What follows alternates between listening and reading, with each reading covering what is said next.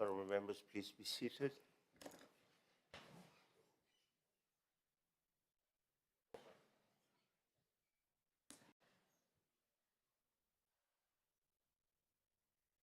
Honourable members, we will continue from the oral questions items this morning.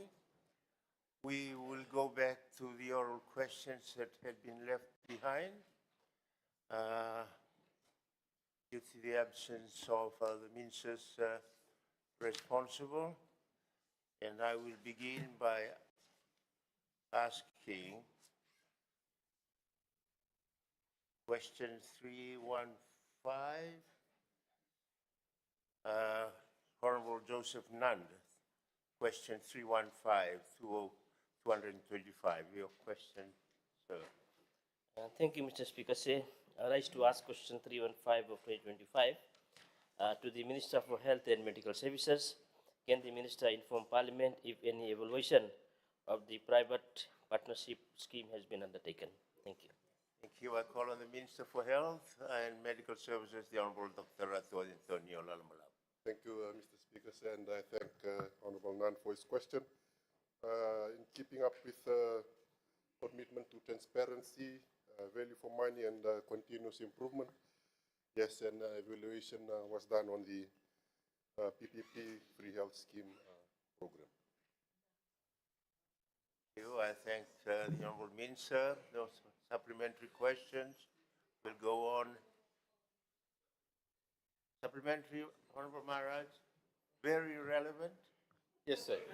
Thank you. Remember, I used the adjective very this morning. Very relevant. Thank you, Honourable Speaker, my question to the Minister is, under the PPP program, there are many doctors and dentists who have actually applied to be part of the PPP program but have been waiting for a number of years now.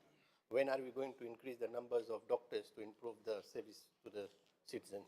Thank you. Thank you, Honourable Minister. Thank you, Honourable Speakers, and thank Honourable Maharaj for the supplementary question. I believe there is a process to go through, and especially not only with the Ministry of Health, but with the Ministry of Planning as well. And once they meet all the required recommendations for inclusion into the program, that can be facilitated. Thank you. Honourable Speaker, Mr. Speaker, Nah, it's a very relevant question asked to Honourable Minister, but his answer was very short. In fact, we understand triple P, PPP is a very useful agreement, and we would like to know from Minister, what are the challenges? What are the challenges the government have seen that in this program? Thank you, Honourable Minister. So the initiative was started during the COVID-19 pandemic, as you may be well aware of. A total of more than 500,000 patients have visited the program, and at a cost of more than $27 million for these services. And again, as part of the ongoing improvement of the program, that is why the evaluation was done, to see the gaps and strengthen things that needs to be strengthened, so that the program itself continues. The government, through the evaluation, have seen the value of the program, and through continuous M&E done, then we can ensure that the program lives up to its expectation and ensuring that it takes the load off from the public health service delivery. Thank you. The next question is question 317 of 2025 from the Honourable Virendra Lal. Thank you, Mr. Speaker. I rise to ask question 317 of 2025, and the question is directed to the Minister for Health and Medical Services. Can the Minister update Parliament on how far has government moved in terms of having new hospitals in Suva? Thank you, sir. Thank you, Honourable Minister. Thank you. thank Honorable Brenda Lalor for his question. We've moved far in terms of the developments for new hospitals. As you are aware, mentioned in this August House in terms of the new rehabilitation hospital in Tamavua. Currently, our work on that area in terms of site preparation has been done. If you visit Tamavua, now you will see all the parts of the old hospital have been put down, and the next phase now is have the preparatory phase so that Koika can start to do its work. Even Koika has gone beyond as in the tendering phase of their work. In other areas, in terms of the new super speciality hospital that is to be built by the government of India, that is something on our part we've done in terms of the land. And now it is with the government of India in terms of their processes. And once we start with that, then we'll look at how we will operationalize of those plans. And there is also a development within the public hospital as well in terms of the CWM. It's an issue right now we're having in terms of the master plan, which is being funded by DFED, and that master plan will aid and outline the need in terms of building on the current hospital or a new one, and that is it's in the process. And while at the same time with the master plan and initial PIP plan was developed to ensure that certain areas or certain things within CWM continues to function, such as water, fire safety, and other issues to do with PIP plan. And that is, at the initial stages, is something we will try and look after so that CWM continues to have some functionality before we branch into the long-term aspect, and that is to build on the current hospital or totally new site altogether. Thank you. Honorable Lau. Sir, anything on the new maternity unit for CWM Hospital, which is now being used as a car park, sir? Initially, that was done by the previous government, and I believe part of the plan was shelved because of COVID. And as I've said, the master plan is what will guide us into see how we will utilize that space. As I've said, it can be for the new hospital or part of the new hospital, while at the same time planning for other sites as well in terms of other services. Thank you. Before we move on, Honorable Maharaj, last question. Thank you, sir. Honorable Speaker, Minister mentioned about the super specialty hospital. My question to the Minister is the land allocated for the super specialty hospital sits beside Kinoyat sewage treatment plant. And the stench from that plant is something that is unbearable. What are some of the possibilities of doing something with regards to the stench that would be coming to the super specialty hospital, which might not be very pleasant to the patients? So why have we selected such an area that is so close to Kinoya treatment plant, which actually gives us stench which is basically and more so unbearable? Thank you. Thank you. Short answer to that question, the government of India did the selection on the site. Thank you. We'll move on, honorable members. But before we do, can you please join me in welcoming the Organization of the Petroleum Exporting Countries, OPEC Fund delegation, who are here with us, led by Dr. Abdullah Hamid Al Khalifa, the President of OPEC Fund.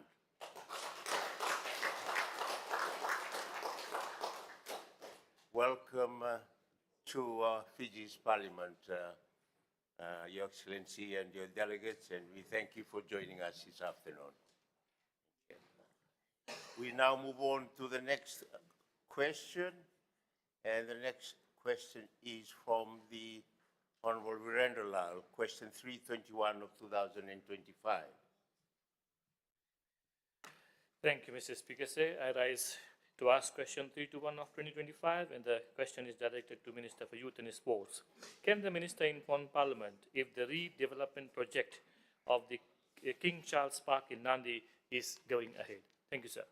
Thank you. I call on the Minister for Youth and Sports, the Honorable Chester Sokulu. Honourable Speaker, I thank the member for his question this morning. As it is, there is no immediate plan for the upgrade of Prince Charles Park. As you know, Prince Charles Park comes, the King Charles Park comes under the Nandi Town Council. It's not within the ambit of the Fiji National Sports Council or Government. Thank you. All right, we'll move on to the 16th oral question for today.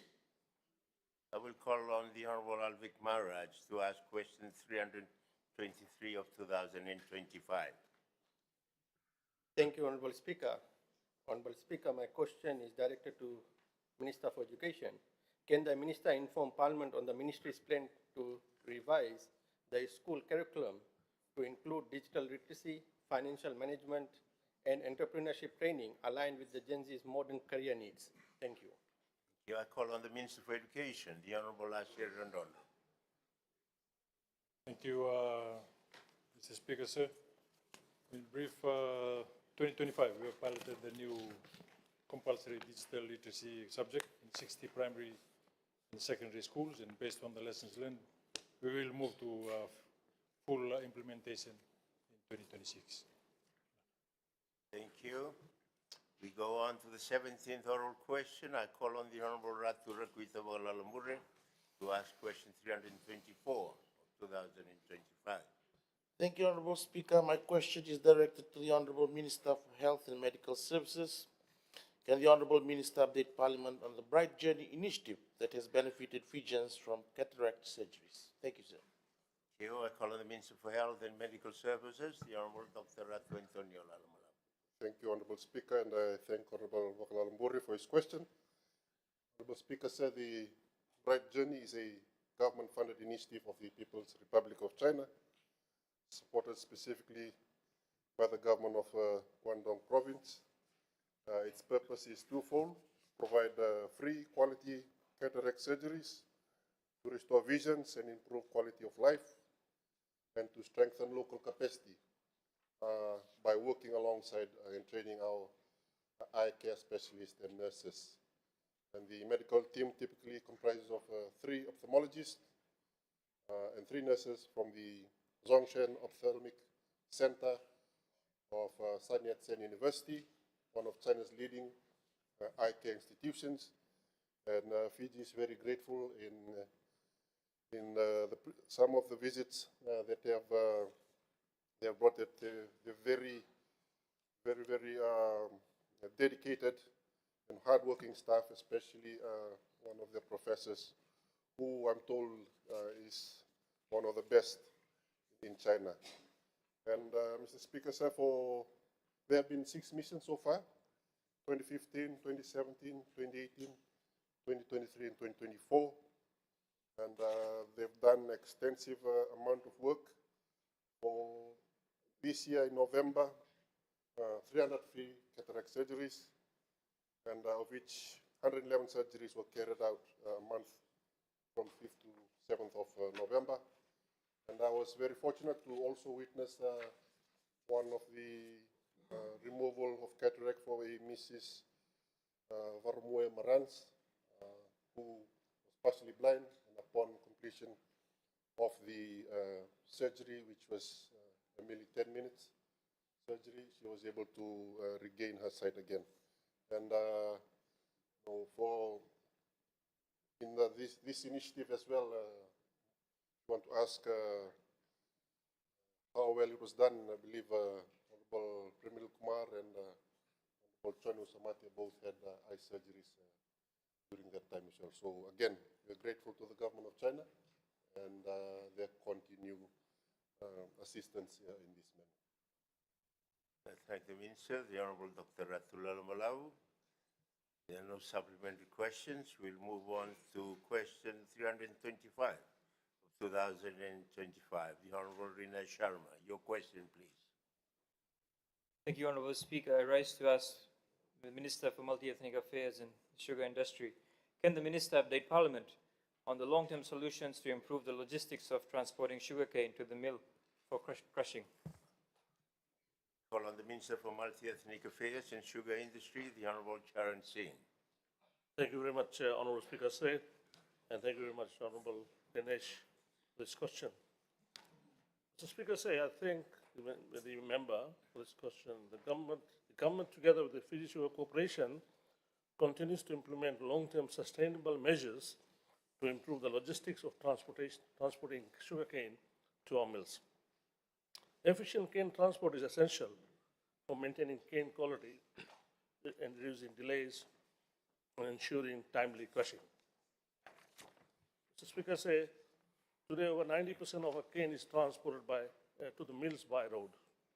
With the increased use of mechanical harvesters and the gradual shift away from rail, there is now greater demand for upgrading infield roads and the rural infrastructure. Because of this, Mr. Speaker, the government has significantly strengthened the cane access road program. Between 2012 2024-25 season, a total of $43 million has been invested in upgrading and maintaining of cane access roads. For 2025-2026, government is seeing the need for a better maintenance and has increased allocation to $3.9 million. The works include the maintenance and construction of crossings, installation of culverts, and replacement of Kudri log crossings. These long-term upgrades are critical for improving access for trucks and machinery. Mr. Speaker, over the last 2 years alone, 35 crossings have been repaired, upgraded, or newly constructed across the Lotoka, Rarawai, and Lambasa areas. In addition, 1,351 growers, Mr. Speaker, has been assisted with culverts under a 100% government grant program to improve farm access and replace unsafe log crossings. This has allowed more growers to transport the cane reliably to the mill. While most of the growers now rely on the road transport, some still depend on the railway system, particularly where the labor shortages limit their ability to harvest manually. To support these growers, Mr. Speaker, 44 new cage beans were fabricated at a cost of $1 billion under the 2023-2024 program. These beans are now used in Lotoka and Lambasa mill areas to transport billet cane. FSC continues its annual maintenance of rolling stock and railway infrastructure to keep the railway system operational where it's needed. Mr. Speaker, while FSC continues to strengthen the efficiency and the commercial operation of cane logistics, we as government responsible must also ensure that no group of growers is left behind, especially those for whom rail transport is only the viable option due to the challenging topography of the land. This year, despite the Losam Malele loop being deemed economically unviable and subsequently closed, the government made a decision to reopen the loop to ensure that the 88 growers in the upper Davata, Rakawindi, and Malele were not disadvantaged and could deliver the cane without disruption. This intervention cost the government $454,000, but it ensured the fairness and the continuity for our farmers. Mr. Speaker, allow me to provide an economic perspective for those who, on the other side of the House, who frequently criticize FSC for not generating profit. In Dromasi sector alone, there were 88 growers who rely entirely on rail for the transportation of the cane. And each produces an average of 34 tons on the farm. To transport this cane from Dromasi to to Raraway Mill, it cost FSC approximately $85 a ton. Mr. Speaker, this is the reality of the industry where we are managing. Nowhere in commercial viability must be balanced with our responsibility to ensure that every grower, regardless of the location or volume, is able to deliver the cane. Mr. Speaker, there is also have been a considerable public discussion about using rail network during off-season to transport goods, even passengers for that matter. However, a comprehensive FAO study on the sugar industry undertaken last year, it was made abundantly clear that the current rail track design is not suitable, nor is it safe for any such use. The system was engineered solely for cane transport, and repurposing its without a major redesign would pose a significant safety risk. Mr. Speaker, we are also exploring the establishment of the cane reception transfer point for growers who are located far from the mill. For example, those in Singatoka, this would be a dedicated facility for those growers who can offload the cane quickly and return to their fields without long transport delays. The cane would then be consolidated and transferred to the mill using mass transport vehicles. Mr. Speaker, we have seen the system operating very efficiently in the French Reunion, where it has significantly improved logistics and reduced transportation costs for the farmers. However, for such facilities to be viable in Fiji, Mr. Speaker, the growers in the designated areas will need to increase the production so that the volume of cane justifies the operation and transfer point. Mr. Speaker, the FSC is modernizing transport logistics through technology, whereby cane monitoring system. This year, FSC introduced a real-time cane monitoring system that tracks field balance, that is, the cane already harvested but awaiting transport. This is helping to reduce deterioration, improve turnaround time, and ensure that cane reaches the mill while still fresh. Furthermore, Mr. Speaker, FSC is embarking on a pilot GIS project integrating satellite imaging and geospatial analytics. This will enable accurate crop and yield prediction, better harvest planning, improved logistic management, and real-time monitoring of burnt canes, harvesting progress, field balance, and transport delays. These digital tools will strengthen planning, improve efficiency, and help growers to deliver cane to the mill at the optimal quality. Mr. Speaker, the cumulative effect of these long-term measures is clear. Cane access infrastructure has to be strengthened. Growers have to have a better access to improved roads and crossing and culverts. Rail support continues for the growers who require it. Technology is now being integrated to modernize and harvest and transport coordination. Mr. Speaker, in conclusion, the government and the FSC remains firmly committed for implementing solutions that ensure cane is transported efficiently, safely, and on time to our mills. So through this continued infrastructure upgrades and adoption of modern technology-driven system, we are laying the foundation for a more reliable, resilient logistic framework. One of that will support and better for growers and strengthen the sugar industry for many years to come. Thank you, sir. Thank the Minister, the Honourable Charan Singh, and then supplementary, Honourable Koya. Thank you, Mr. Speaker, sir. Honourable Minister, of the two forms of transportation for sugar, rail and road, to the farmer, which is less expensive? Thank you, Mr. Speaker, and thank you, Mr. Honourable Koya. To be honest, railway system is much cheaper. Today, in Australia, they still have railway system where they transport cane at $4 per ton. In Fiji, it's costing us $35 almost per ton, all the way from Singatoka.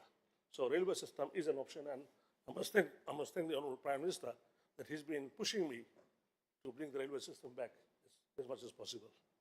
Yeah. Honourable Pillay. Yes, thank you, Honourable Speaker. As we have heard from Honourable Minister that railway system is cheaper, which I agree.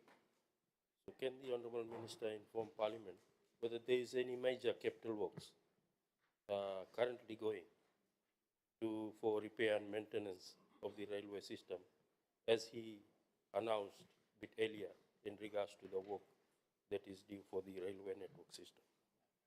The Honourable Minister. Thank you very much, Honourable Speaker, again. As we said that, look, we need to first get our farmers to start producing in a big way on farms. We can't be spending money on the infrastructure when we can't see a result on the ground. Yes, it'll go side by side, and when we are assured by the farmers that they are producing well, we'll definitely start maintaining from the place where it should be. And in particular, I would say from Singatoka. Thank you. We'll call on Honourable Alipati Tridolo to ask question 326 of 225.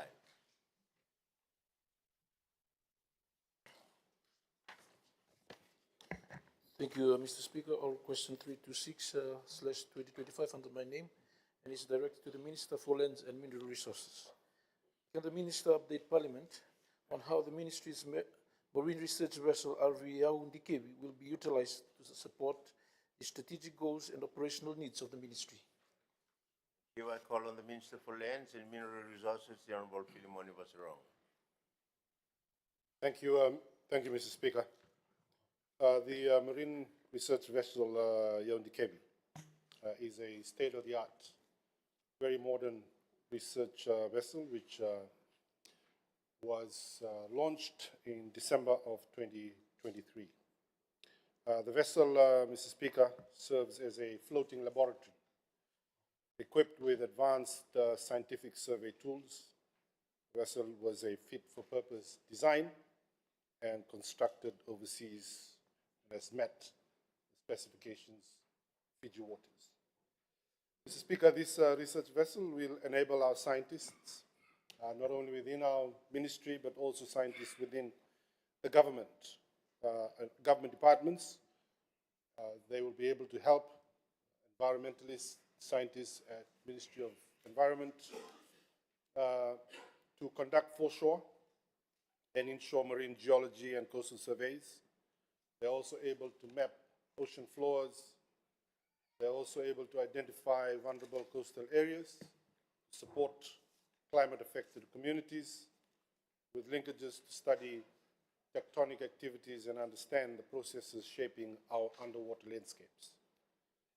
The research vessel will soon be deployed for oceanographic surveys to several coastal villages in Tailevu, which are Sawa, Puliloli, Saukasa na Bandua, Dakuinuku, Londoni na Nanu, Borelevu, Gelekuro, Briti na Talera, Silana, Olomalevu, and Sinu villages.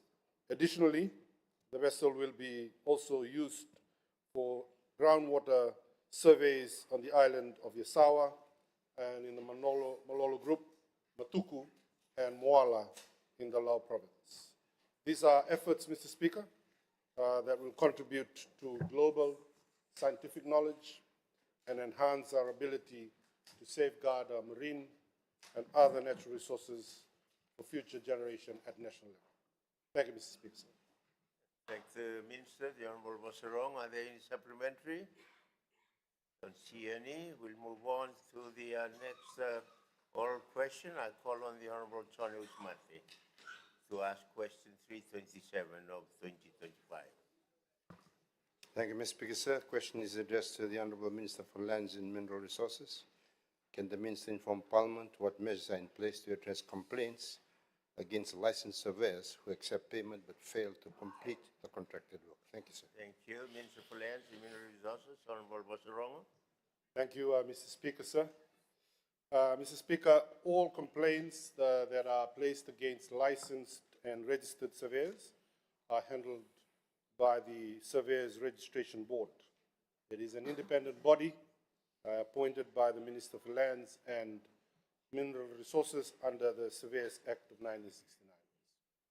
Honourable Usmate and the Honourable Koya, of course, they know about this process. The SRB is mandated under Section 4 of the Act to investigate complaints and take disciplinary actions where it's appropriate. Any complaint received by the ministry is immediately referred to the board for investigation. Where a surveyor is found to have accepted payment but have failed to complete the contracted work, the board has the authority to revoke the surveyor's registration. Complainants are also advised to report matters to the police or to the Fiji Competition and Consumer Commission for further redress.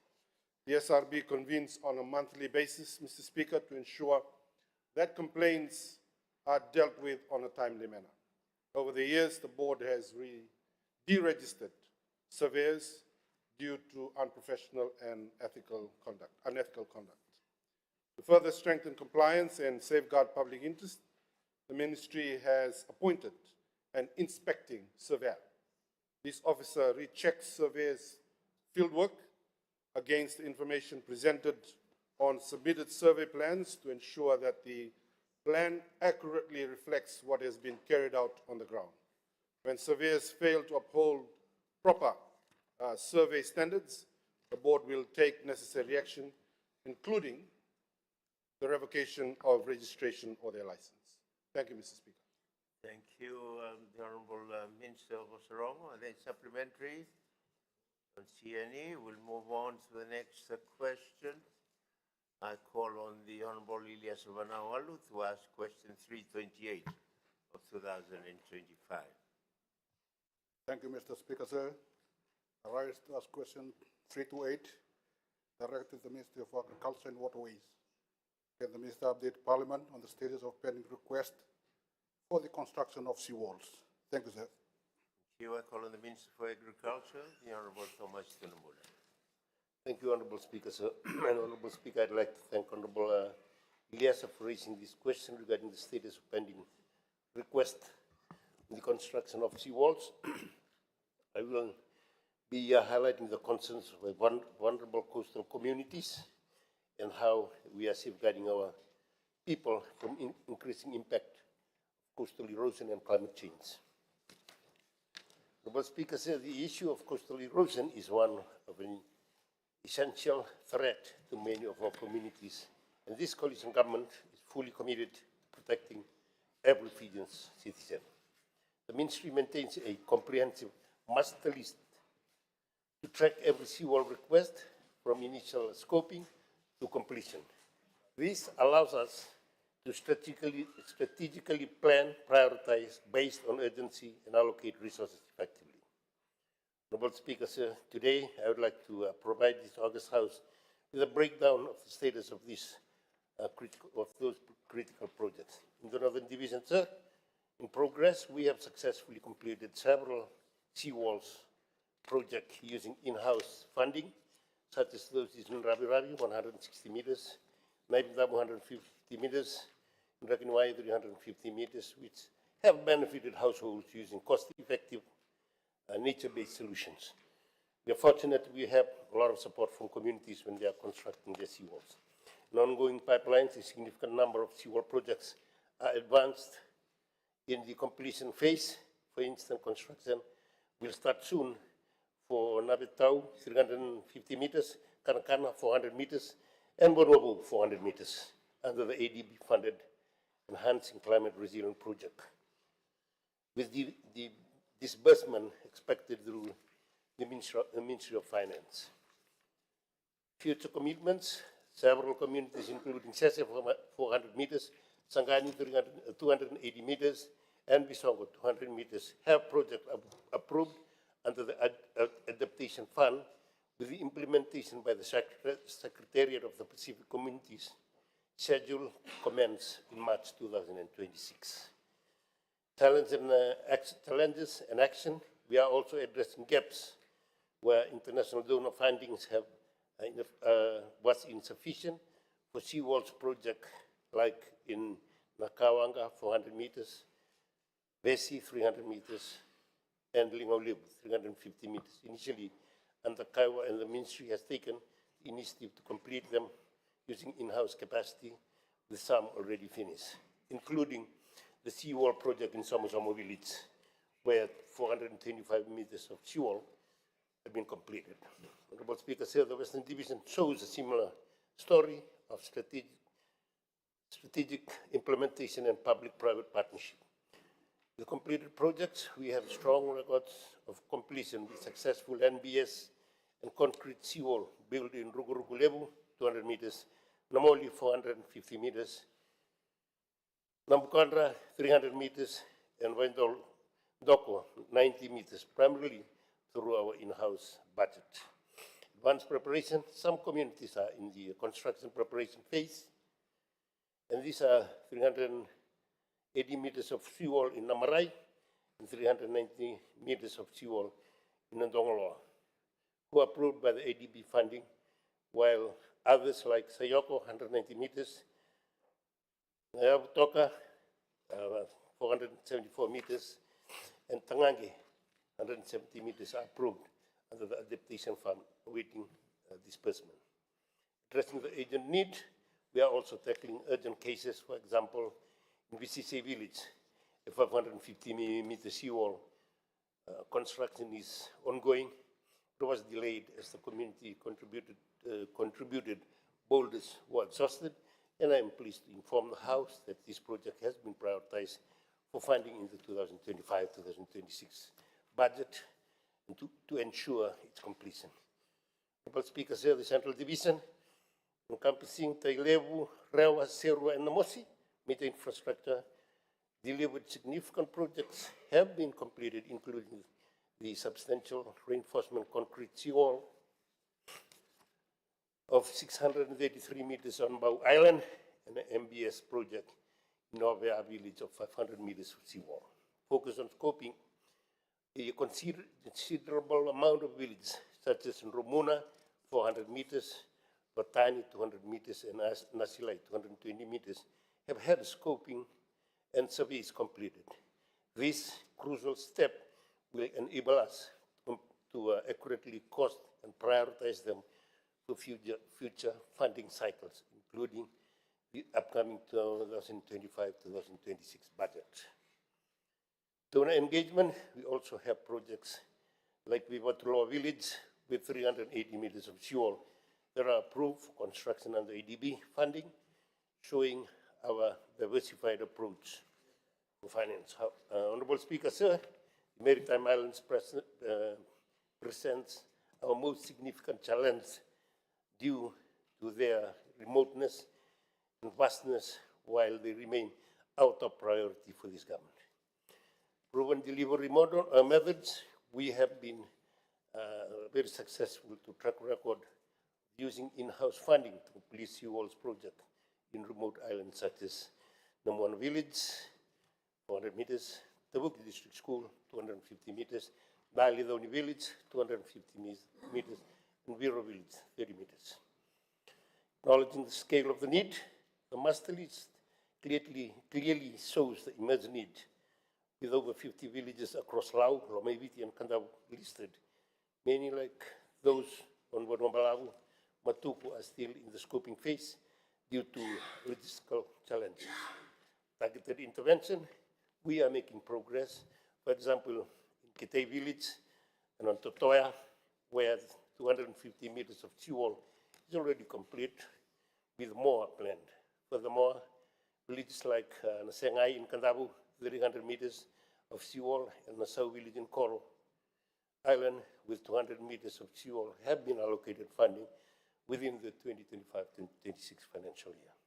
Honorable Speaker, sir, to provide a clear, direct answer to the Honorable Member's question, let me summarize the national picture. The Northern Division, 20 communities will need seawall but still lack funding. In the Western Division, 15 communities will need seawalls but still lacking funding. In the Central, we have 35 communities needing seawall with no funding, and in the Maritime Zone, 50 communities need seawalls but still lack funding. Honorable Speaker, sir, in total across our nations, we have identified over 120 communities that require seawall and for which funding is not yet secure. This is the scale of the challenge we face. Honorable Speaker, sir, our strategy is in the reform. Complete the groundwork, strengthen collaborative financing, and leverage national resource and prioritize. Honorable Speaker, sir, the list is long because the threats are real. Through interministerial collaboration and a proactive, innovative approach to climate finance, we have a plan, we have a system, and we have unwavering commitment to protect our people. We will work through this list, village by village, until the job is done. Thank you, sir. I thank the Minister, the Honorable Tunambuna. Are there any supplementary questions, Honorable Vanawalu? Thank you, Mr. Speaker, sir. Supplementary questions to the Honorable Minister. What are some of the mitigation factors and challenges faced with the construction of the seawall? Honorable Minister. Thank you, sir. There's quite a number of challenges that we normally face during construction of seawall. One in particular is the resources that we use, and it normally requires approval of land owning system, and that seems to be a hindrance when there are some disputes within landowners, and I believe initial preparatory work normally addresses those that normally involves the use of natural resources, including boulders and soil. Thank you. Honorable Usmante. Thank you, sir. I'd just like to ask the Minister, because there are so many requests, as you rightly say, is there a place that we can access the priority listing by province over, say, the next 3 years that the Ministry is using in terms of the ones that are next coming up in the pipelines? Honorable Minister. Thank you. The list says available with the Ministry of Agriculture. You can easily access the list through our office in Rewang. Thank you. The last question, the Leader of the Opposition. Thank you, Honorable Minister. I'm thankful that Kanakana village is now part of your list in the Northern Division. I remember that I raised this with Honorable Rayalu back in 2023.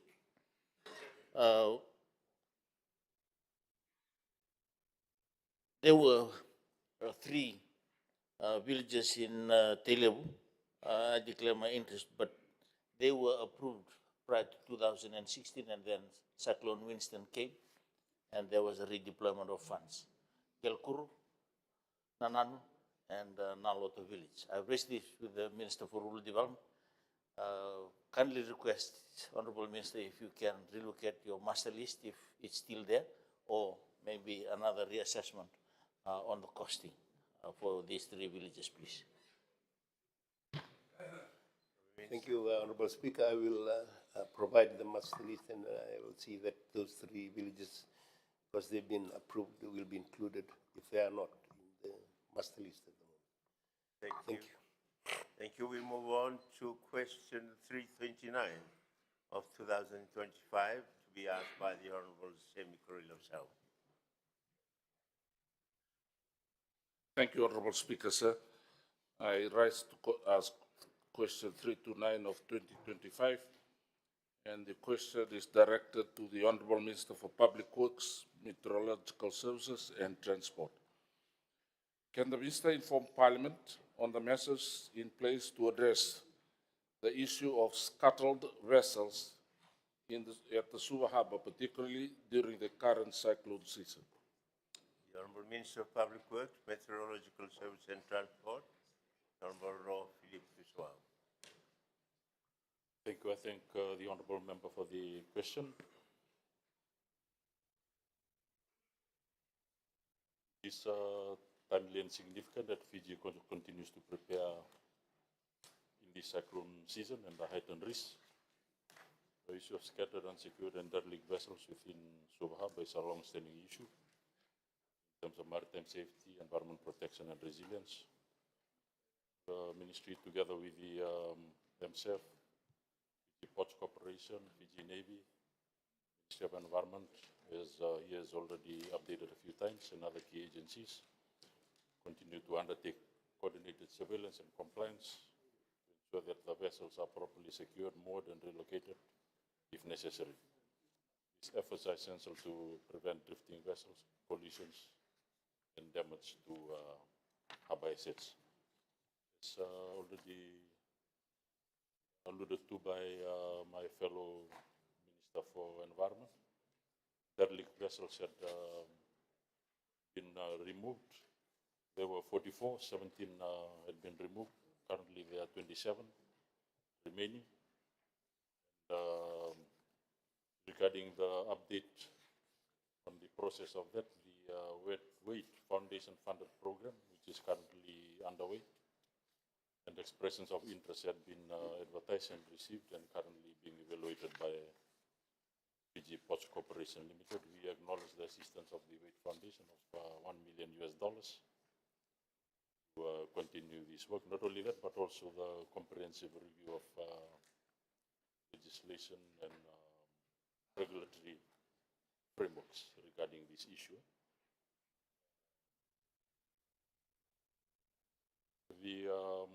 Moving forward on this, we also intend to look for cabinets or seek cabinet's endorsement for the formal establishment of these frameworks, especially to accede to the Nairobi Wreck Removal Convention.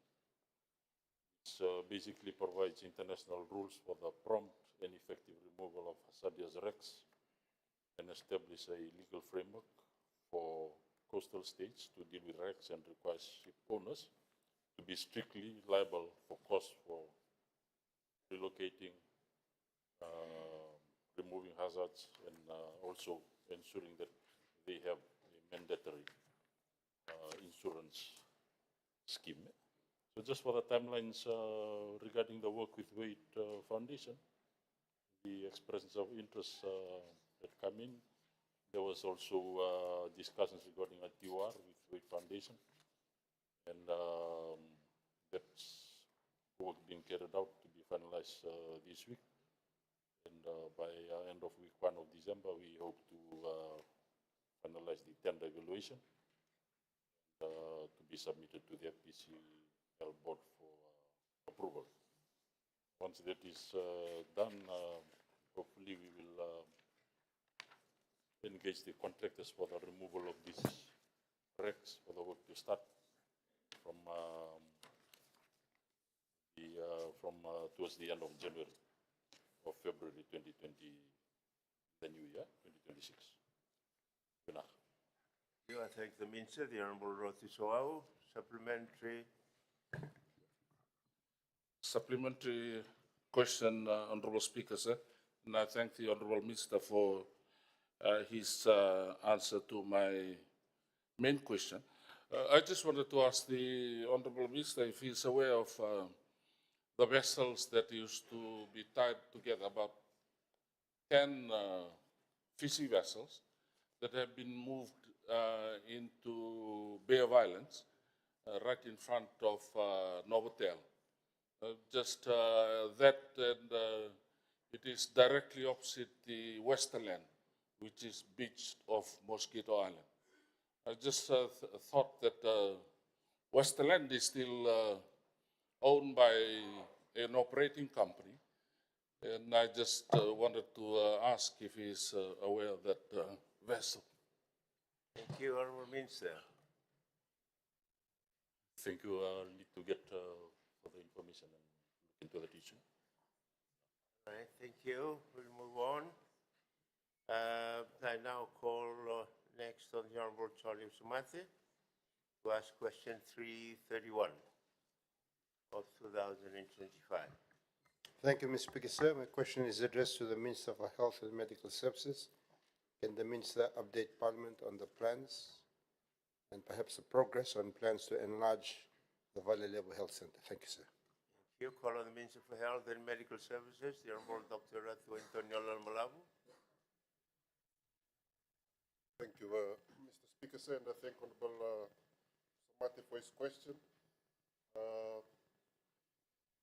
Tries to address the concerns regarding future plans for Valley Level Health Center. I'd like to inform that the upgrade of Valley Level Health Center is aligned to the recently approved 6-year Pacific Health Islands Transformation Project, or FIT, which is focused on the upgrade of our health systems and health infrastructure that deliver primary health care. And I'd like to stress that the FIT project is a comprehensive initiative aimed at strengthening health systems across Fiji by ensuring equitable equal access to care for all citizens. The project strategically recognizes the unique geographical challenges a diverse population face, especially in the areas of Valley Levu, and leading to the implementation of a tailored patient pathway focusing on urban, rural, and maritime communities. And so our urban areas, especially Valley Levu, has been identified as a priority zone due to large populations and high prevalence of non-communicable disease. Currently, Valley Levu Health Center, as you all know, is very, very congested, often overcrowded and lacks space and whole infrastructure. The ministry's plan is to undertake a major refurbishment and upgrade of the infrastructure and new build to meet current service demands and exploring other options for provisional other services during construction. As I said, it's part of the Pacific Healthy Island Transformation Project in terms of upgrading urban primary healthcare facilities. Right now, in terms of the plan, include integrated network of care, digital health and telemedicine, and again, workforce transformation and adding in value to the facility so that it takes the load off the work of CWF in terms of some of the services. So that is currently the plan, and we will look forward to the implementation. Thank you, Minister. The Honorable Dr. Athulal Valavu, supplementary. Honorable Usamathi. Well, I thank the Minister for his reply to the question. Is there any likely timelines for the various phases of Valley Levu in particular? Honorable Minister. So the Pacific Health Island Transformation Project is a 6-year initiative, and it's something that will come together with the overall development of the new hospital, maybe, and to ensure that when we develop Valley Levu Health Center, ensure that services cease that area so that we can do an overhaul. That will take time. We ask the public to bear with us on that, but nevertheless, it is something that is currently being planned for in the FIT project that is coming up. Thank you. We'll move on. Thank you. I'll call next on the Honorable Taithoro Komathu to ask question 332, 2025. Honorable Speaker, sir. Oral question 332 under my name, direct to the Honorable Minister for Lands and Mineral Resources. Can the Minister update Parliament on what mechanism and process in place to ensure there is no misuse or listed lands or property? Thank you, Mr. Speaker, sir. Thank you. Call on the Minister for Lands and Mineral Resources. The Honorable Filimoni was wrong. Thank you, Mr. Speaker. The Ministry of Lands and Mineral Resources take very seriously its responsibilities under the State Lands Act and before leases are issued. Under Section 13 of the Act, Mr. Speaker, sir, Minister is empowered to impose conditions on leases and licenses on Crown land, including restrictions of use, development, and occupation. This provision ensures that every lease agreement is not only a contractual arrangement, but is also a legal instrument that binds the lessees and to ensure that they comply with the intended purpose of the land. To give effect to this, Mr. Speaker, the Ministry over the years have established several mechanisms and processes. Number one, lease conditions and covenants. All state land leases are issued with clear conditions of use, aligned with Section 13 of the Act. These conditions specify what can be done, permitted activities, development timelines, and obligations of leases. Number two, there are regular inspections. They are carried out by our lands officers who are located around our offices in Fiji and they are to ensure that land that is being used, applied for and used, are used in accordance with the lease conditions. Any breaches are documented and corrective notices are also issued. Number three, there are enforcement measures. Where misuse or breach of condition is identified, the ministry has authority under the Act to impose penalties, issue rectification orders, and also in very serious cases, cancel the lease. This ensures accountability and also to deter misuse cases.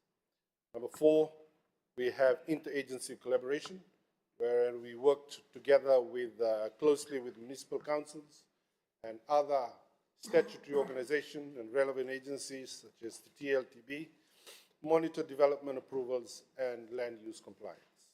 Lastly, transparency and public reporting, where lease records are maintained centrally and processes are being digitized to improve transparency and reduce opportunities for misuse. Thank you very much, Mr. Speaker. Thank you, Minister. The Honorable Wasseronga, any supplementary questions? See any? Move on to the next question. And question 357 of 2025, I call upon the Honorable Bian Pillay to ask a question. Thank you, Honorable Speaker. Honorable Speaker, I rise to ask question 357 of 2025. And the question is to the Honorable Minister for Multi-Ethnic Affairs and Sugar Industry. Can the Honorable Minister update Parliament on the Ministry's strategic plan to attract the younger generation to sugarcane farming to ensure long-term sustainability of the sugar industry? Thank you, Honorable Speaker. Here I call on the Minister for Multi-Ethnic Affairs and Sugar Industry, the Honorable Charan Singh. Thank you very much, Honorable Speaker. I think the Parliament is getting very boring now, so I will give some stories about how we can produce and bring new generation into cane farming. Now, coming back, I was once a partner of the late Prime Minister, Sir Mara. We were running this airline called Vanua Air, and he used to come to Lambasa quite often. And I said to him, sir, how have you maintained the sugar industry? He said, first thing, Chairman, I introduced television very late in the country.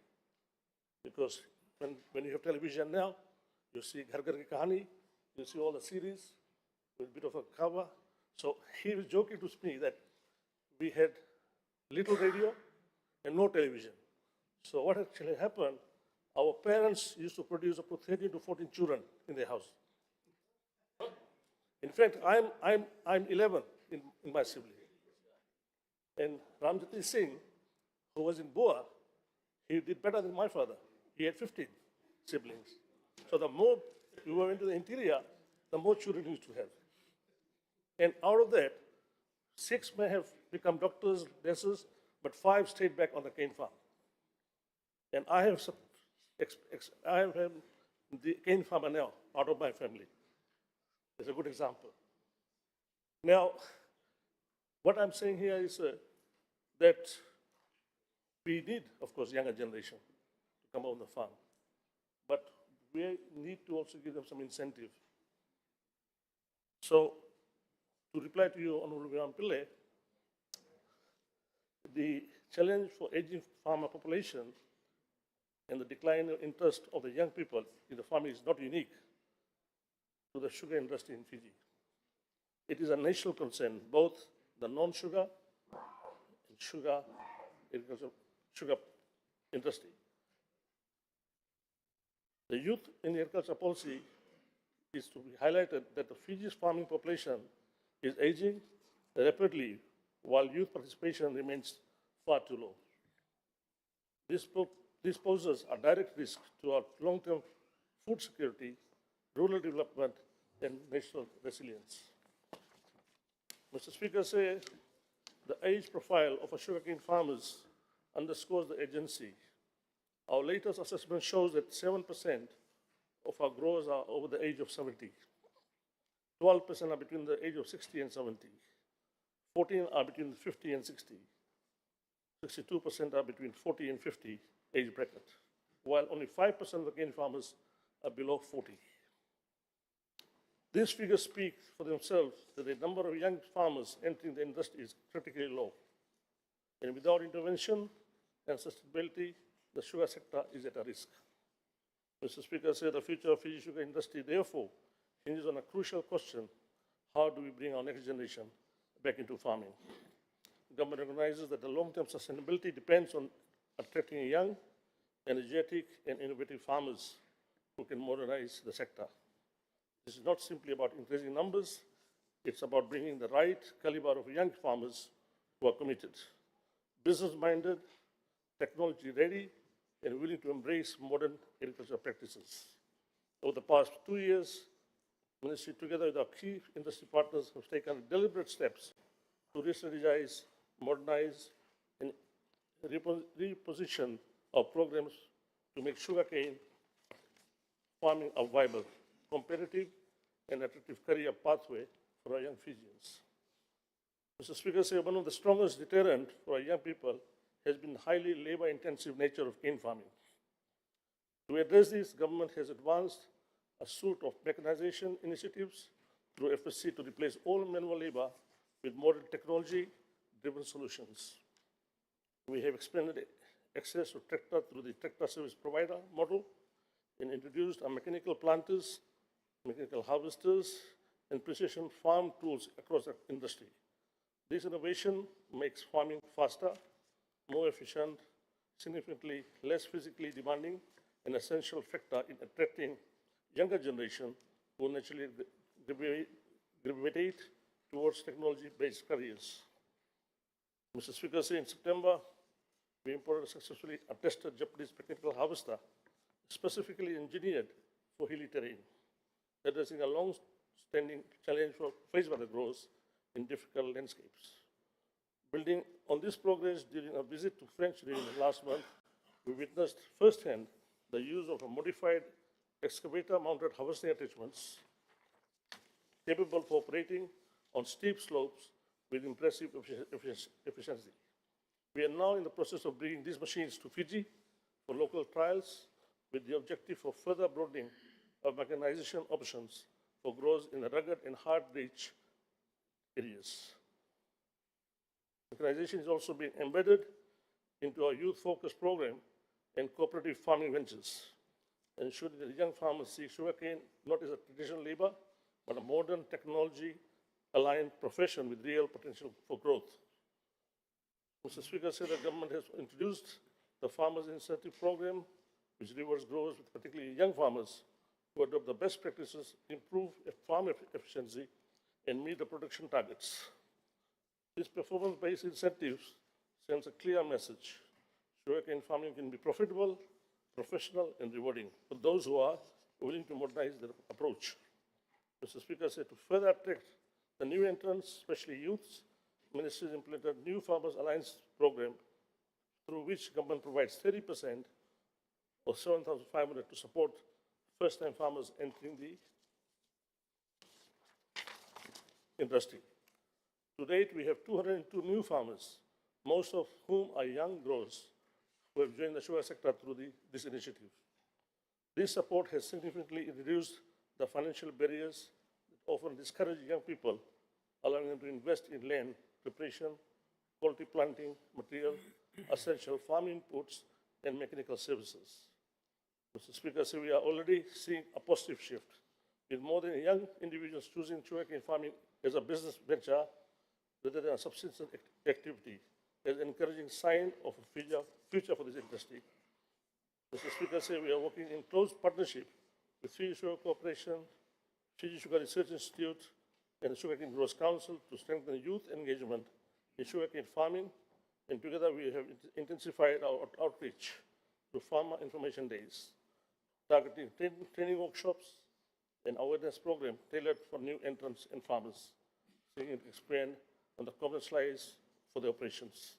Mr. Speaker, sugar research has played a central role in building the young farmer capability for the past 2 years and have trained 150 women farmers in the production practices. Provided introduction to modern cane farming, training to 20 young female farmers, equipped 32 new farmers with skill in planting and root management and weed control, and deliver a foundational sugarcane production training to 10 to 12 youths. Sugar Research has also initiated with the ministry the youth to roll out dedicated sugarcane training across districts from 2025 to 2026, taking programs directly to the youth groups in the communities to deepen participation. In addition, SRIF conducted targeted training for Itoke landowners in Nawedomba, Yako, Sikituru, and many of whom are young participants, supporting the production use of fallow and idle land for cane cultivation. Furthermore, Mr. Speaker said training and awareness programs planned for Nasrawanga, Tambia, Budalebu, Northern Division in the 2025-2026 to empower landowners in the Northern Division, especially the youths, to unlock the economic potential of the land. Speaker said, we must change the mindset of the younger generation towards farming. Far too long, agriculture has created an unfair stigma, a perception that is a last choice for the career. That mindset must change, and it must allow change now. With this in mind, Mr. Speaker said, my ministry has directed all the industry stakeholders to actively participate in the Ministry's education, the VT showcase at the HFC Stadium beginning today. This is an opportunity to present sugar industry in particular as a modern, technology-driven and highly skilled profession. I encourage honorable members to visit the industry booth and witness firsthand the innovation, technological advancements, and exciting career opportunities that the sugar sector offers. And on a lighter note, you'll also get to see some of our cane varieties such as Benga, Nandiri, 1191, Kamba, and the commonly known Mana. Mr. Speaker said the government is fully committed to empowering young people to take ownership of the sugar industry's future. Through this mechanization, targeted incentives, financial support, modern training, and improved land accessibility, and strong institutional partnership, we are transforming sugar farming into a modern competitive. Just one more line. Well, Speaker said, when they ask me questions, they're not prepared to listen. So therefore I say, well, with these words, we are definitely working hard to make this industry work again. Milaka. Thank you. I'll thank the Minister, the Honorable Charan Singh. Honorable Pillay, you have a supplementary. Thank you, Honorable Speaker. Honorable Speaker, if a young son watches how his father's hard work is still standing on the farm, whether it's bent cane or green cane, he will never be encouraged to take up sugarcane farming. I'm talking about Lambasa. There's thousands of tons of cane still standing. There was an extension done, but the bad weather, the flooding, and the heavy rain did not help. Whether a further extension will be done to accommodate all the cane with the mills. Honorable Minister. Thank you very much again, Honorable Speaker, sir. Yes, as I said earlier today, the tribunal decides on the dates, but in consultation with the Growers Council and FSC. We had given an initial date of last week to close. We have reviewed it for another 5 days, and we'll further review. If the cane is still there, we'll continue to harvest. Thank you. We'll move on to the next oral question. I call on the Honorable Virendra Lal to ask question 359 of 2025. Thank you, Mr. Speaker. I rise to ask question, and my question is directed to Minister for Health and Medical Services. Can the Minister update Parliament on the MOU with the Rakiraki Chamber of Commerce in constructing a new mortuary in Ra Divisional Hospital? Thank you, sir. Thank you. I call on the Minister for Health, Medical Services, the Honorable Dr. Ratu Antonio Lambalam. Thank you, Mr. Speaker, and I thank Honorable Virendra Lal for his question. In response to the question, in terms of the MOU between Ra Chamber of Commerce and Ministry of Health, currently I'm happy to inform the August House that the MOU for the mortuary in Rakiraki Hospital is currently with the Office of the Solicitor General. for finalization. The proposed facility is to house 18 beds, valued at more than 250,000 Fiji dollars. And I would just like to take this opportunity to thank the members of the Ra Chamber of Commerce, the Ra Diaspora, the Unmo of Ra, for coming together and starting this initiative to take ownership of the facility and their hospital that will look after them now into the future, especially for the future generations of Ra. And I've been informed by the Ra Chamber of Commerce that they will not only touch the progress of the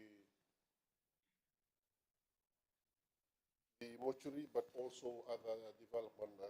They have given the assurance that they will try and assist the ministry in the areas of improvement of the Rakiraki Subdivisional Hospital, as well as relevant health facilities that do refer to Rakiraki Subdivisional Hospital. Thank you, Mr. Speaker. I thank the Minister, the Honorable Dr. Ratu Lalmalavu. Are there any supplementary? Honorable Virendra. Yes, Mr. Speaker, sir, just to ask the Minister if the Ministry has carried out any due diligence with the Ra Chamber to check if they have $200,000 that has been pledged to build the new mortuary. As I've Honorable said, Minister, yes, sir. The current MOU is with the Solicitor General's office. It will also have to go through the finance. And that is how we'll do our due diligence in terms of ensuring that proper documentation and records are in place before any agreement is done. Thank you. Move on to the next question. I call on the Honorable Sekiusa Tumuna to ask question 360 of 2025. Thank you, Mr. Speaker. So I rise to ask question number 360 of 2025 under my name. The question is directed to the Minister for Health and Medical Services. Can the Minister update the Parliament on Fiji's partnership with India through the ITEC program, particularly regarding the super specialty hospital? Thank you, Mr. Speaker. You call on the Minister for Health and the Medical Services, the Honorable Dr. Ratu Antonio Lalmalavu. Thank you, Honorable Speaker, and I rise to address the question raised by the Honorable Member regarding the partnership between the Government of Fiji and the Government of India through the India Technical Economic Cooperation, or ITEC program, as well as the establishment of the super specialty hospital in Suva. I touched on it earlier on. I'd like to emphasize the significance of the ITEC program, which has been instrumental in fostering skill development in our nation. For the past 3 years, approximately 200 participants from Fiji have availed themselves of this opportunity, bringing a total of 850 participants since 2014. And this year alone, 70 Fijians have already benefited from ITEC scholarship program, specifically in the health sector. And we have seen approximately 10 individuals participate in health-related courses over the last 3 years. And turning to the super specialty hospital, I'm pleased to inform this House that the MOU for its construction was signed in August during the recent visit of our Honorable Prime Minister to India. The land for the proposed hospital has been secured at Randera under the Ministry of Land Leasing Agreement, LTD, and the construction will be for 5 years, from 2026 to 2030. The initiative marks a significant step towards enhancing our healthcare system. Following the signing, the Government of India's Ministry of External Affairs, in coordination with relevant agencies, has initiated the administrative process required for the hospital's construction. The tendering process is currently underway to select an Indian company as the project executing agency. And at the same time, separate tender for an Indian concessionaire at the hospital operator will also be finalized soon. It's running parallel together. And And under this agreement, the Government of India will provide support across various stages, including design, construction, procurement of medical equipment, and operational support for the state-of-the-art super specialty hospital. I would like to outline the hospital proposed specializations: cardiovascular, thoracic surgery, cardiology, general medicine, general surgery, obstetrics, gynecology, urology, gastroenterology, ophthalmology, orthopedics, pediatric dental services, and ENT. And you also might be considering radiotherapy as well.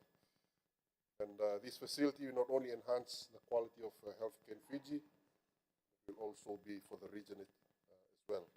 So in conclusion, Super Specialty Hospital and our collaboration high-tech program represents a significant investment in the health and well-being of our nations, and we are committed to optimizing the partnership to its full potential. Mr. Speaker, Thank the Minister. The supplementary, Honorable Maharaj. Thank you, Honorable Speaker, and I thank Honorable Minister for that comprehensive answer. My supplementary question would be, the service that is going to be provided at the super specialty hospital, is it going to be free of cost to the Fijian citizens, or do people actually have to pay to visit this particular hospital? Thank you. Honorable Minister. Thank you. Currently, we are at the stage now in terms of the construction, in terms of the operational aspect of that agreement, that will currently in discussion and will be finalized probably in the next year. Its user pay. As I've mentioned, probably you weren't listening. There will be a concessionaire picked by the Government of India, but before that is done, there will be ongoing discussions between the relevant ministries through the High Commission, Ministry of Health, and the Ministry of Finance. Thank you. We'll take another question. I call on the Honorable Alvik Maharaj to ask question 361 of 2025.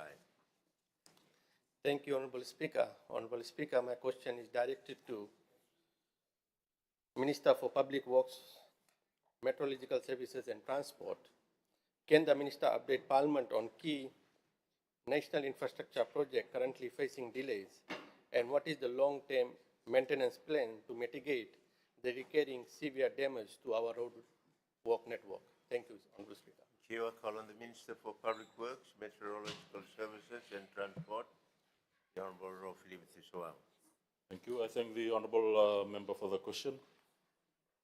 In terms of the infrastructure on the roads, significant improvements have been delivered, including upgrades. Some major projects, of course, are currently facing delays. The Nandera to Langere 4-lane upgrade, a critical component of the Suva-Nosuri corridor, has been delayed due to design finalization, relocation of, which would include the relocation of utilities, and also continuing procurement challenges. Another project which had been on and off for the last 15 years, Rewa Wuchia road upgrading, including bridge, to connect the Tall villages to the mainland, is awaiting environmental approvals and faces logistical difficulties given the sensitive environment and river systems. And projects such as Waindalida has been affected by land ownership issues, disputes, and design changes for climate resilience, while the current work on Tamagoiwai bridges have encountered some ground condition challenges and alignment adjustments. FRA is currently implementing stronger project planning, accelerating utility relocation and adapting climate resilient engineering standards. On water, some of the works include expanded access to treated water, upgrades, treatment facilities. Delays persist in some critical projects. The Moturiki Water Project, one of the largest maritime initiatives costing 3.2 million, has struggled to deliver consistent supply due to repeated pipeline bursts caused by inadequate pressure control and poor quality materials. 2.6 million Rara housing reservoir project in Lambasa due to unresolved water main connections and the Suva-Nosuri corridor, aging infrastructure, high turbidity levels at treatment plants have led to prolonged disruptions. And I've already mentioned the projects regarding this, not only the new water treatment plant in Tamaba, but also the pipeline extension from the Chawane Junction, the new pump system, and also the 2.5 megaliter reservoirs up in Valley Suva. These are ongoing.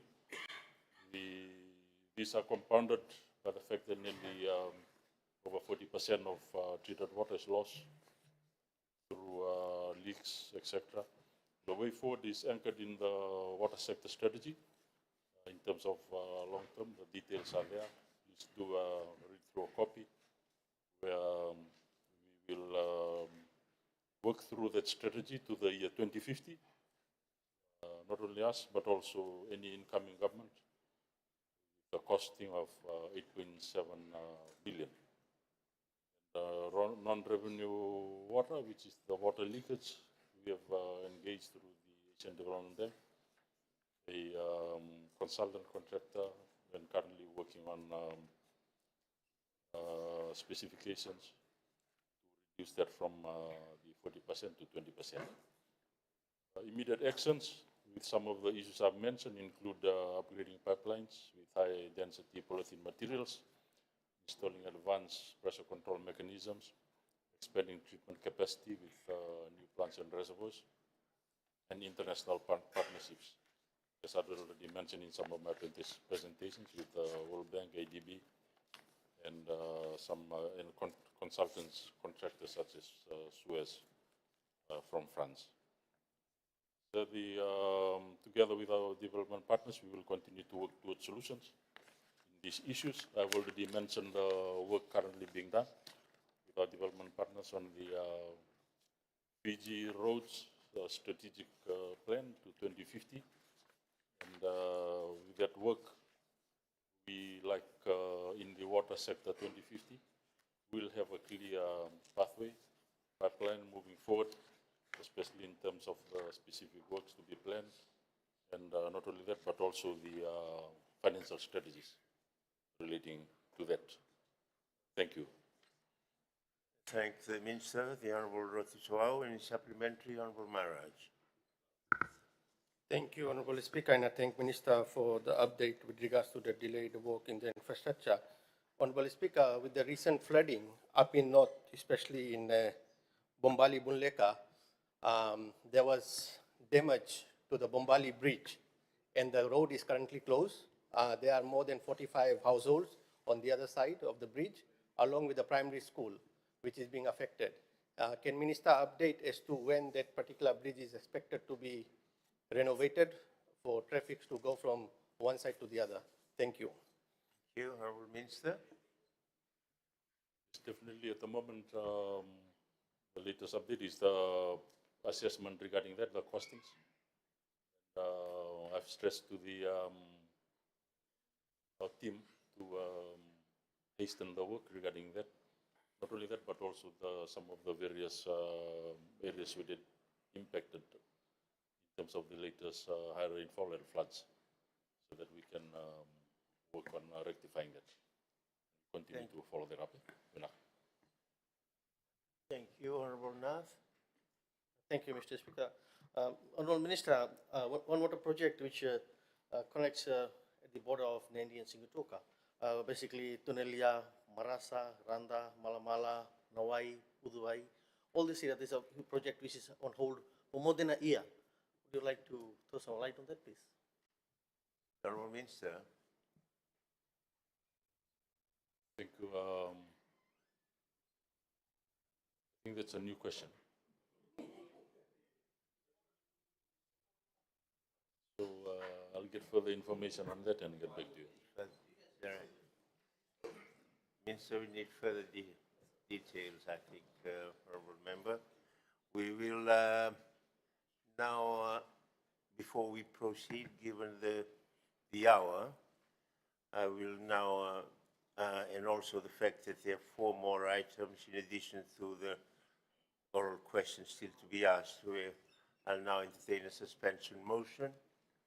And for the purposes of complying with standing orders with respect to our sitting times, I now call upon the Leader of the Government in Parliament, the Honourable Rofilipe Thuisowau, to move a suspension motion. Speaker, I move that under Standing Order 6, that so much of Standing Order 23.1 is suspended, so as to allow the House to sit beyond 4:30 p.m. today to complete the remaining items listed in today's order paper. Thank you. Is there a seconder? Honorable Speaker, I second the motion. The Honourable Banyivalu, I now call upon the Leader of the Government in Parliament to speak on his motion.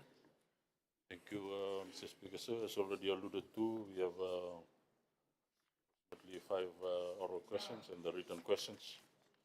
And of course, the number 6 consideration of bills for today. Thank you, members. Honourable members, floor is now open for debate on the motion, if any. I don't see any. I call on the Leader of the Government to speak, Thank you, if necessary, and reply. Do not have any further comments, Mina. Thank you. The Parliament will now vote. The question is that under Standing Order 6, that so much of Standing Order 23, Clause 1 is suspended, so as to allow the House to sit beyond 4:30 p.m. today to complete the remaining items listed on today's order paper. Does any member oppose the motion? As no member opposes, the motion is agreed to unanimously. Thank you, honourable members. We move on to the next question, 29th oral question for today. And I'll call on the Honourable Alipati Tuidolo to ask question 362 of 2025. Thank you, Mr. Speaker.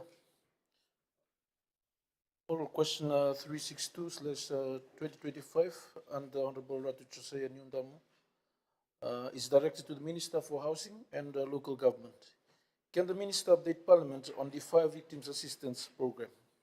Thank you. Before the Minister, I call upon the Minister to answer. I clarify that in fact this question was supposed to be asked by Ratu Josiah Nyundamu, but he's not feeling well. He's taken himself home.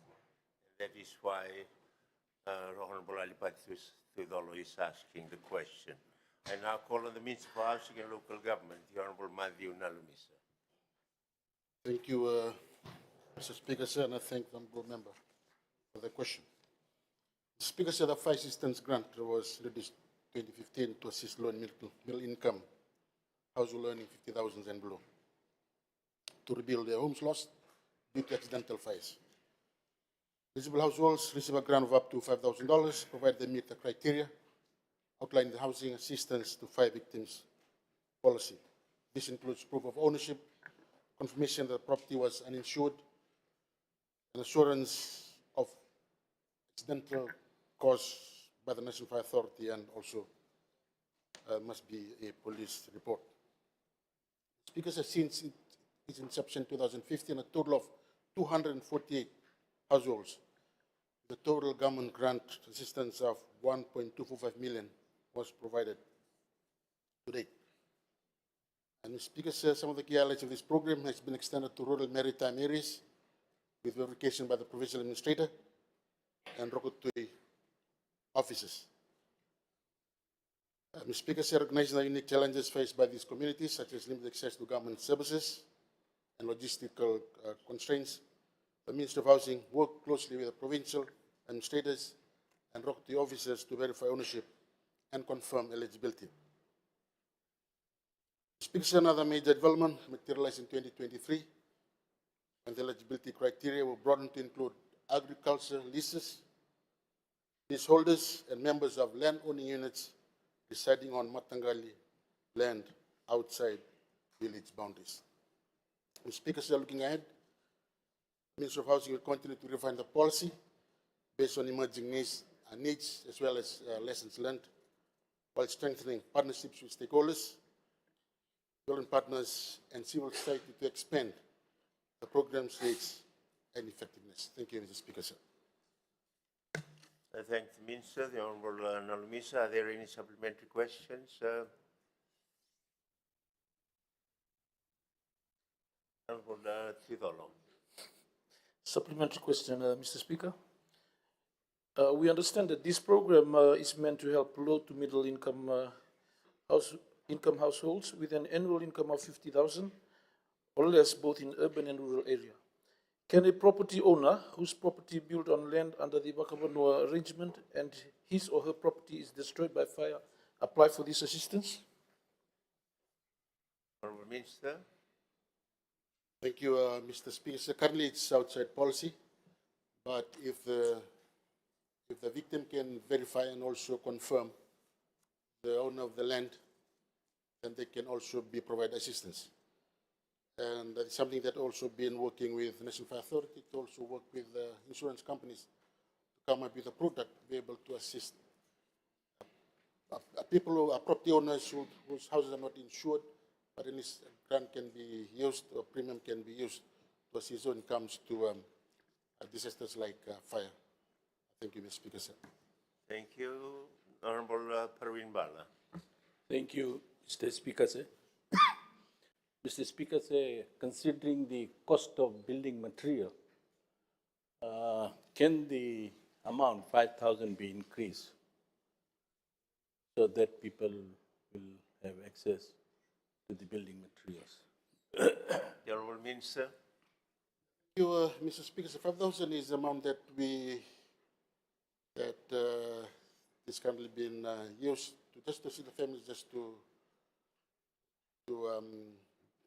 go on with their life and also maybe provide some kind of a shelter.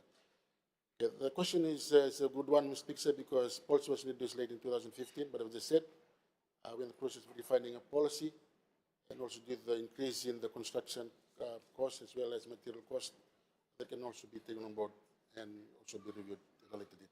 Thank you, Mr. Speaker, sir. Thank you. We'll move on to the next oral question, the 30th. I now call on the Honorable Rathish Kelly Triwailevu to ask question 364 of 2025. Thank you, Mr. Speaker, sir. Rise to ask question 364 of 2025. Under my name to the Minister for Lands and Mineral Resources. Can the Minister inform Parliament on the measures undertaken by the Ministry to address the growing demand for the state land in Fiji, particularly in light of its limited availability? Thank you. Thank you. I call on the Minister for Lands and Mineral Resources, the Honorable Philemon Basrong. Thank you, Mr. Speaker. Land is, of course, a very finite and invaluable resource. And of the 18,274 square kilometers of land under our national jurisdiction, 4% of that, or 730 square kilometers, constitute state land. In recognition of the growing demand and competing interest across all sectors, particularly around the major urban and peri-urban development centers of Fiji, the Ministry has initiated the strategies. Number one, we're now finalizing the State Land Use Master Plan, which is a very comprehensive document that will serve as a guiding framework for the systematic and coordinated allocation of state land. What it does seek to provide, Mr. Speaker, is to promote fairness and equity in land distribution while ensuring that developmental needs of all sectors that energize our economy are adequately addressed. Number two, there is a significant exploration of land reclamation initiative. Now, given the scarcity of land, the Ministry has commenced preliminary planning to create additional real estate through extensive reclamation works. While this is not something that we are planning to move towards anytime soon, because it is going to require a lot of capital and labor intensive, comparative studies, Mr. Speaker, will be undertaken to examine successful models used in other countries, and we've seen reclamation done properly and efficiently in places such as Dubai, UAE, Qatar, and even closer to home. But studies will be undertaken to examine successful models used in other countries and assess how it can be applied in Fiji. These initiatives will be pursued, of course, with strict compliance with legislative requirements, including environmental impact assessment, consultation with owners of Ngoli, and the provision of compensation for fishing rights or fishing rights laws. Mr. Speaker, these are measures underscores the Ministry's commitment to sustainable land management and equitable access for all our citizens. Thank you. Thanks, Minister. The Honourable was wrong of supplementary. To Chiani. We'll move on to the next oral question. I'll call on the Honourable Alvik Maharaj to ask question 365 of 2025. Thank you, Honourable Speaker. Honourable Speaker, I rise to ask question 365 of 2025 under my name, and the question is directed to Minister for Youth and Sports. Can the Minister inform Parliament on what form of mechanism is the government establishing to ensure direct consultation and collaboration with Gen Z representatives regarding national policy and legislative development? Thank you. Thank you. I call on the Minister for Youth and Sports, the Honourable Justice Okuru. Honourable Speaker, I thank the Honourable Member for the question. Honourable Speaker, the question focuses on Generation Z, young people born between 1997 and 2012, today aged 10 to 28 years.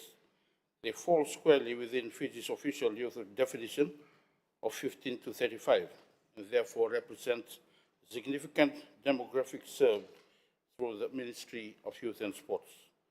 Technology has profoundly shaped the identity, behavior, and aspirations of this generation.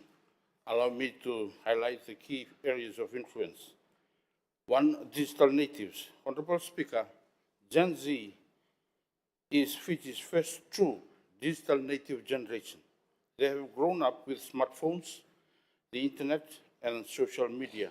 They have shaped how they communicate, learn, and access information. Second, social media influence. Platforms such as TikTok, Instagram, Snapchat, and Twitter are central to Gen Z's daily interactions. These platforms enable self-expression, activism, and communication, but also expose them to risks, including misuse and online harassment. Third, education and learning. Technology has reshaped education. Online learning, digital resources, and e-platforms have increased accessibility. Gen Z is accustomed to interactive learning, instant information, and digital classrooms. Fourth, consumer behavior. This generation is highly responsive to online trends and digital marketing. They value sustainability, ethics, and authenticity in brands, influencing the market and shaping business strategies. Fifth, gaming culture. Gaming is not just entertainment, it is a social space and a growing global industry. Honourable Speaker, gaming revenues now surpass those of the movie and music industries combined, demonstrating where Gen Z invests its time and attention. Six, workplace expectations. As Gen Z enters the workforce, they value flexibility, work-life balance, inclusive leadership, and technology-enabled environments. Digital tools and remote work solutions strongly influence their job expectations. Seven, impact of AI and automation. This generation is aware of AI's growing influence on employment. They are adaptive, tech-oriented, and inclined to expose careers in emerging technology-driven industries. Eighth, information consumption. Gen Z relies primarily on digital platforms, especially video content for news and current affairs. This shift affects how they engage with national and global issues. Key challenges, Honourable Speaker, Gen Z also faces significant challenges that government is actively addressing. One, mental health. There is a rising prevalence of anxiety, depression, and stress among young people. Unemployment and social media pressures exacerbate these issues. Digital divide and online safety. Despite being digital natives, many lack equal access to devices, internet connectivity, and digital literacy, especially in rural and maritime communities. Online risks include cyberbullying, scams and misinformation, and identity theft. Education and skills gap, only 55% of students reach upper secondary education. School dropout rates, skills mismatches, and limited career guidance continue to hinder workforce readiness. Social issues and violence, high rates of violence against children and women, exposure to drugs, and community-level crime directly influence the well-being of Gen Z. Climate change, Fiji remains vulnerable to climate impacts, cyclones, floods, sea level rise, which disrupt schooling, healthcare, and economic stability for young people. Workforce expectation and social skills, some employers observe gaps in face-to-face communication and professional etiquette influenced by the digital upbringing of this generation. Government mechanisms ensuring youth participation. Honourable Speaker, I reaffirm that government has established strong formal mechanisms to ensure meaningful consultation with young people, including Gen Z. One, National Youth Council of Fiji, reactivated in 2023, this council is the apex youth body, directly advising government. It represents the 15 to 35 age group, with about 60% being Gen Z. It provides structured submissions on national policies. It works closely with the ministry to ensure youth voices shape government programs. Second, national youth governance structure, bottom-up approach. This government has revived Fiji's entire youth governance system. From youth clubs, we engage nationwide to strengthen grassroots youth participation. District and provincial youth councils, now active again, enabling young people to participate in planning and consultation at all levels. Provincial Youth Forum and Youth Assembly, these feed into the National Youth Council, ensuring a clear, legitimate pathway from village youth clubs to national representation. This structure ensures every young person has a voice from village to parliament. Youth Parliament, we acknowledge, sir, your office and Parliament and staff for successfully hosting Youth Parliament. Young participants, many from Gen Z, debated national issues, presented policy recommendations, and engaged directly with members of Parliament. It remains a powerful platform for civic learning and national engagement. Youth cooperatives, a major reform under this government, is the introduction of youth cooperatives, supporting income generation, strengthening formal youth organization, enhancing financial independence, enabling structured participation in national programs.